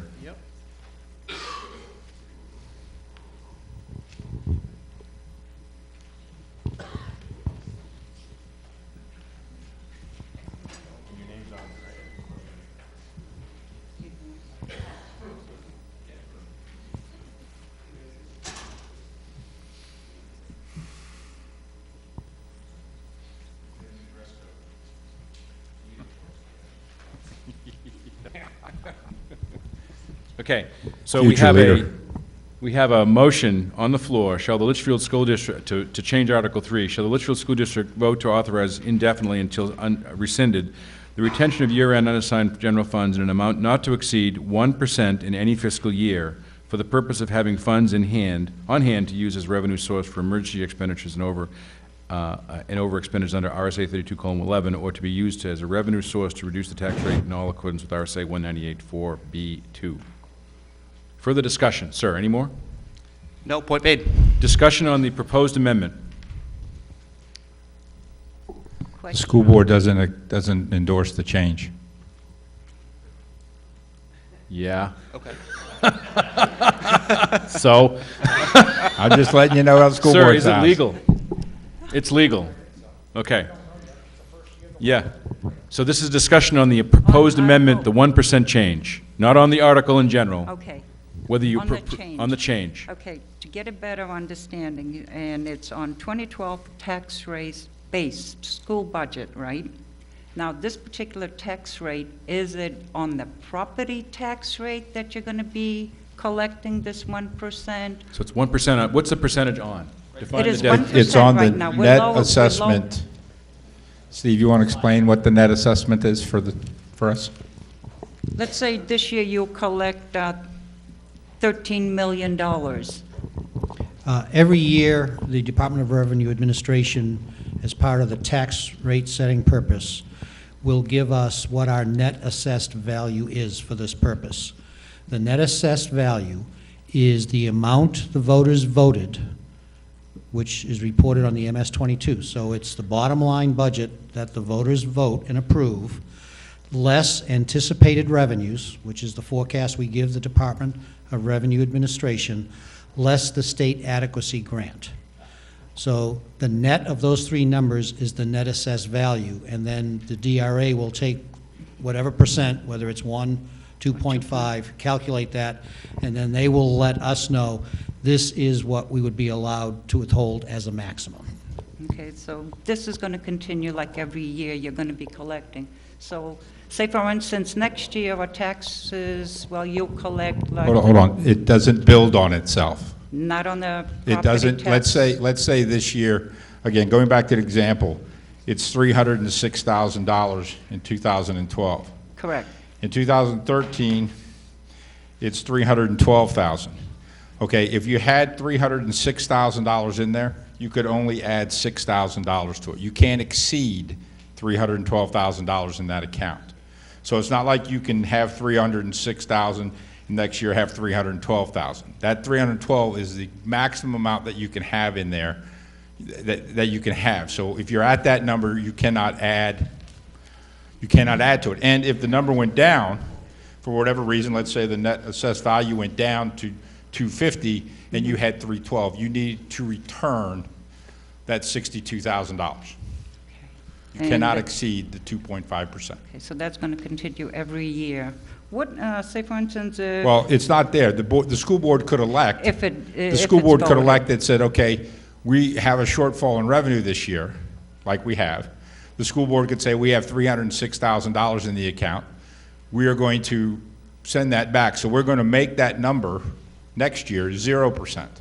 So that means that number is coming back to the taxpayers to offset the loss in revenue. Okay, thank you. Okay, let's discuss the difference between 2.5% and 1%, and not necessarily the other context of the article. Let's get to the amendment first, okay? So this gentleman is proposing changing the wording to go from 2.5% to 1%. Are you in favor or not, and why? No, I'm not. I think, with all due respect, leave the 2.5%. See if it makes it. We mentioned $100,000 was used from one account and $50,000 from another, like that. We're talking about $300,000. You want to shorten that by over 50%. That money's going to be gone in a blink of an eye. Leave the 2.5% and see if they vote it in. That's what I would say. Am I correct in asking, you know, this can be rescinded? It isn't like it's a one or nothing deal. We could choose to vote this out next year. Yes, you can. Further discussion on the proposed And amendment? you can also choose to vote to increase it. Agreed. Yes, sure. Not over 2.5%. Correct. Further Probably- discussion on the proposed amendment. The proposed amendment. Yeah. Whether we go 1%. Yes. I actually am in support of that because of the fact that we've used up 100,000 in one account, 50,000 in another account. We've not chosen to replenish those accounts. So if we have another perfect storm next year, we need $150,000 to take care of that. And I think that this is a fair kind of meet in the middle of, all right, we're not going to take 300,000, and I don't even know if we could take 300,000 in this year anyway. But that's the max that you could take. But at least we have something. If something goes wrong, Yeah, you should understand, there will not be $300,000. and that's what I'm saying is I don't. As we stand today through January, the budget stands $17,000 in the negative. That means if we spent as we are, we would be in trouble. Steve would be in trouble. And he's leaving. We would have to find $17,000 of cuts to balance our budget. I know he's leaving, but he'd still be in trouble. And so that's where we stand. And that's spending $50,000 on LMS out of the capital reserve, and that's looking to spend the $105,000 in the Special Services Trust. So our expectations for this budget is that if it got to 50,000 or 75,000, that's sort of where you'll be for next year. We don't expect to be anywhere near. Do we, Steve? No. And my second question on this is the amendment says that, or your amendment says you could take up to 1%. At any point, could the school board decide we had an amazing end of the year and there's an extra 100,000 there, but we only want to put 50,000 into a reserve fund? Can they take less than the 1% and put it in the reserve fund if they want and return it if they choose to? Not to exceed 1%. Not to exceed. So Right. if you as a school board say, you know what, we were amazing and there's $100,000 at the end of this year, let's put 50 in the reserve fund, let's return 50, they could still do that. As long as it's, yes, as long as it's less than 1%, yeah. We can Thank do you. that. Case in Great 11 Perry Court. I believe up to, I've had this discussion with with Gordon over there before, with a special reserve account for special ed. Up to is a very legal term, is it not, Mr. Graham, that says up to means it will go to that max, and you cannot choose to go anything other than that. So there's no, the school board can't choose to put less than 2.5%. They have to go to the 2.5% if it exists. No. The school board can change the 2.5%. The school board can change that percentage number down. We just can't change it up. So if the voters vote 2.5% and the school board elects, let's say in July, they say, okay, we want the number to be next year 1%, then they'll make a vote and the number will be 1%. So it's different than the special ed account? Okay, agreed. No, I understand it. Just wanted to make sure. Yeah. Sorry. On camera.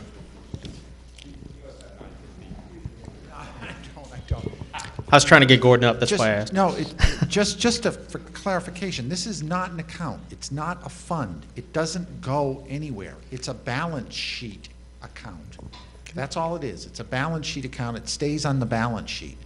Towns have had this authority for years, for over 20 years. They've retained surplus in an amount recommended by the Department of Revenue Administration between 5 and 15% of the total assessed amount that is charged to both the town, the school district, and the county to raise taxes. Towns have had that authority for years.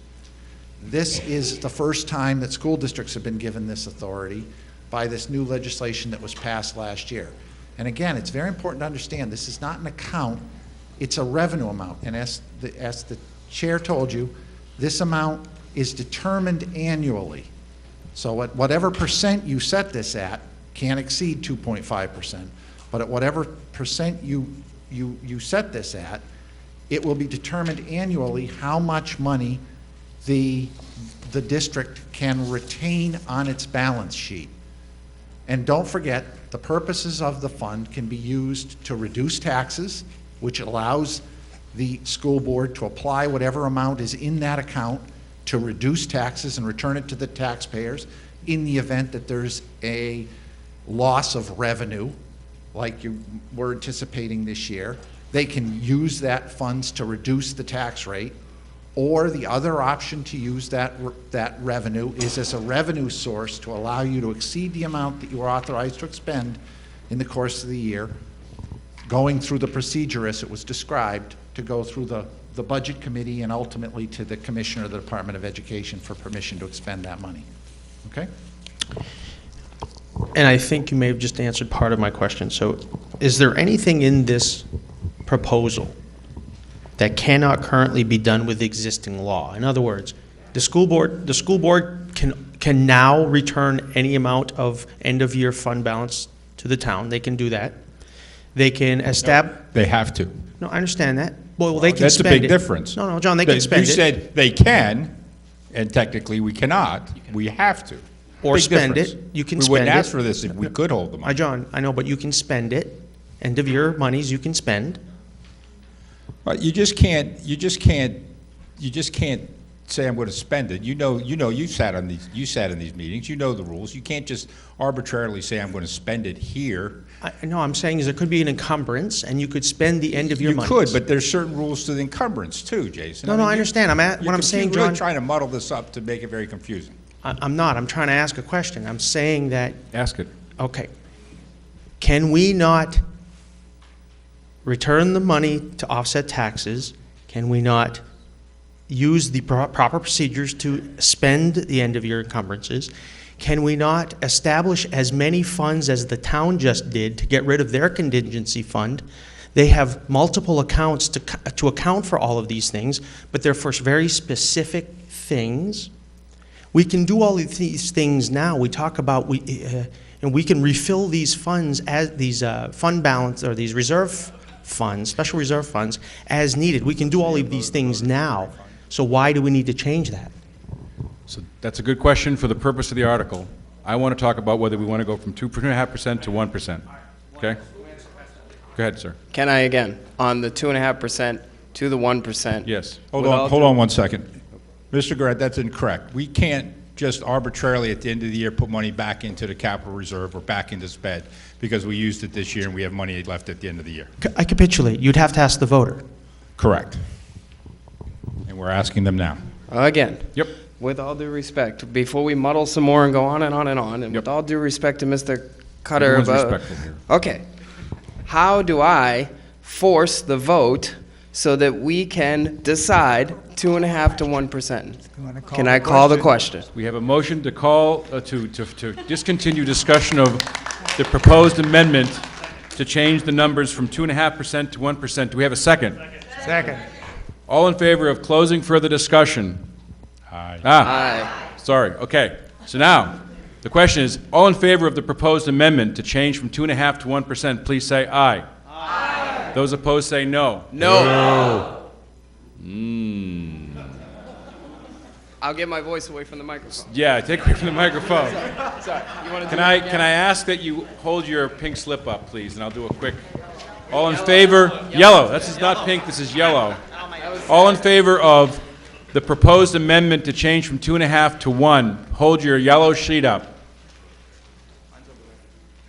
Just for grins quick. Those opposed, hold your yellow sheet up. Oh man, that's going to be a count.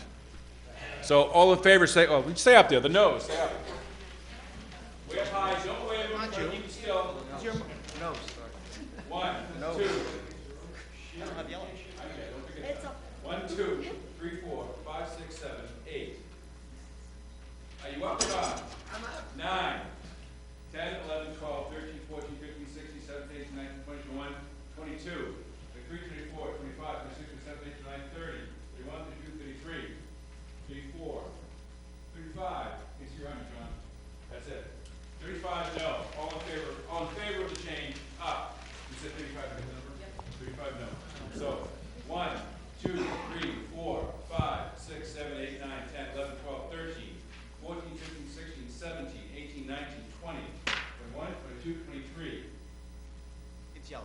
It's up here, right? 24, 25, 26, 27, 28, 29, 30. And the noes have it. So we are back, so the proposed amendment fails. We're back to 2.5%. Was 39 to 35, was it? 35 to 30.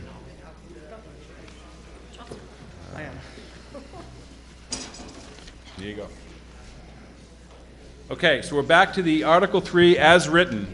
Further discussion on Article 3.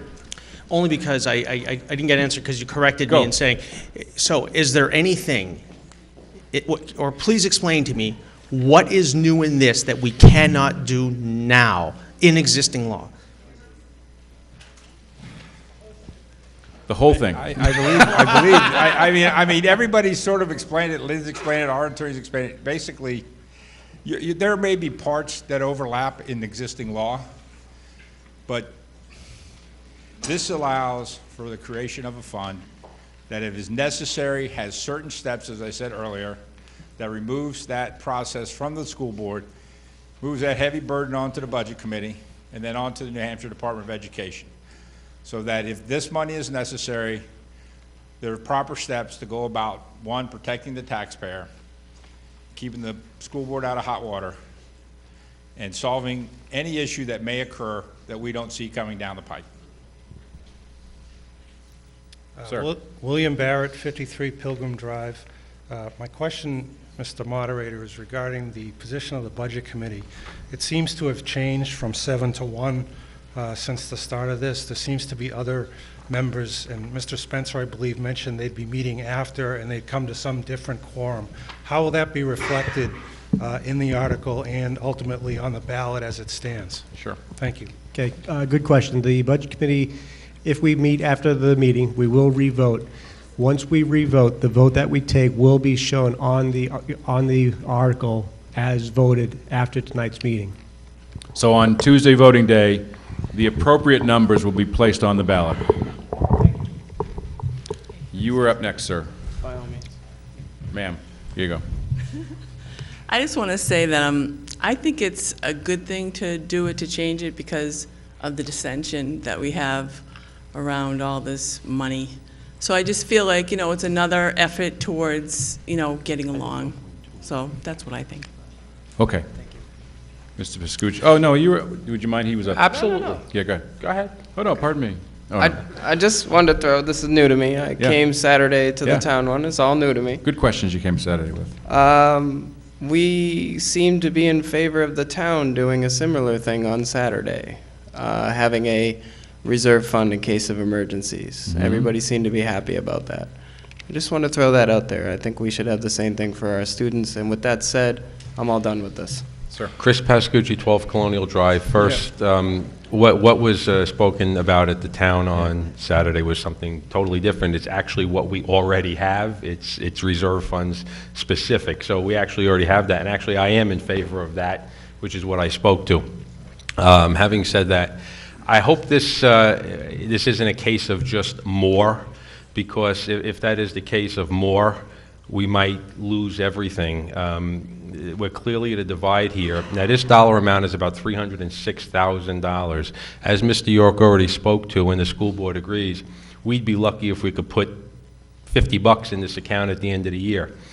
Assuming it's passed, that's what this might take 5, 7, or 10 years to get up to that $300,000, unless some extraordinary circumstances happen.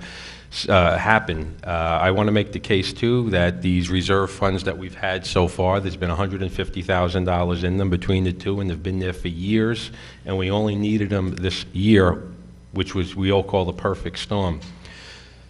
So having said that, this one, in my opinion, I think we can gain more consensus, and a couple of people spoke to it, if it wasn't at the full 2.5%, that would take us years to get to anyway. Thank you.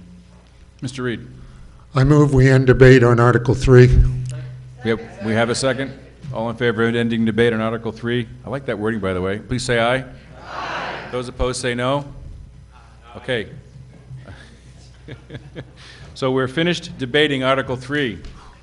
You'll find it on the ballot as written. Article 4, shall the Litchfield School District vote to have the school board include a statement of the estimated tax impact on future warrant articles concerning the annual budget and all special warrant articles. This is recommended by the school board, and it's also recommended by the Budget Committee. Mr. York.